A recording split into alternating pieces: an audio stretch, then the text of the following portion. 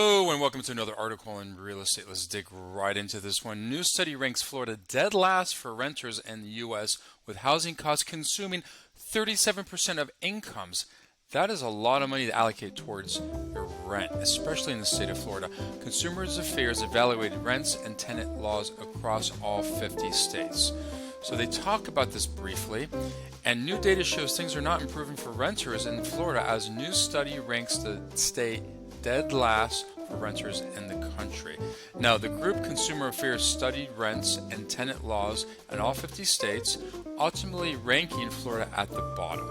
The lack of affordable rent is taking a toll on residents, and the ranking is likely not a surprise for those who rent in the state, in the Sunshine State, I should say. So in Miami, especially big cities like Miami, Orlando, Fort Lauderdale, West Palm Beach, South Florida is very expensive to rent. Northern Florida typically is a little more reasonable, but still it's a lot of money. So to continue with this article, rent is just like squeezing consumers' pocket left and right, Eden says.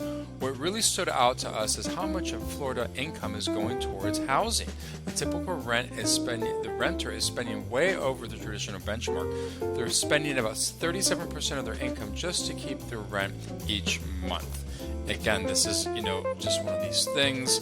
HOA fees, inflation, insurance, taxes is being passed on from the landlord to the tenant. But this is the price to live in Florida. This is the cost of living.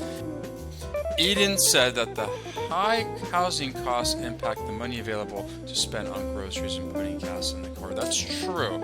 You gotta first take care of your housing, your groceries, your gas. How do you separate it, especially when you're on a fixed income like a lot of people? It gets a little crazy and gas has gone up a lot. Now, if you go to a city like Chicago, they got places where you can lock in a certain rent price that's not something available in Florida. That's true.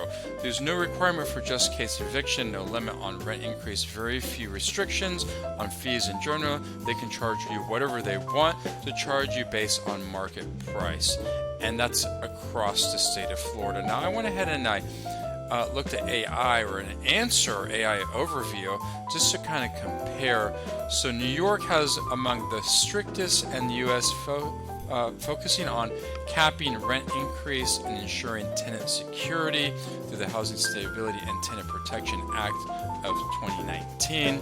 If you come over here to what I've asked, the overall nationwide amount that is spent U.S. households that are renting is between 31 to 32.8% nationwide. That's the average.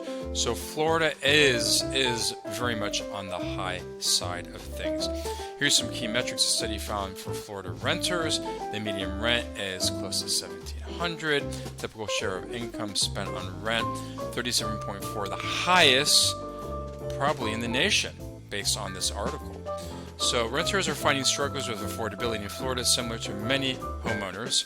Homeowners can barely afford their mortgage, taxes, HOA fees. So everything has gone up. There needs to be some relief. This is just a short article on what's going on today in the state of Florida.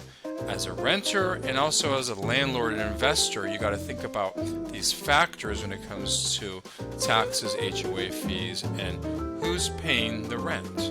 Thanks again. Tune in for the next one. Give a thumbs up. They're free. Real estate can and will be expensive. Take care. Have a great day.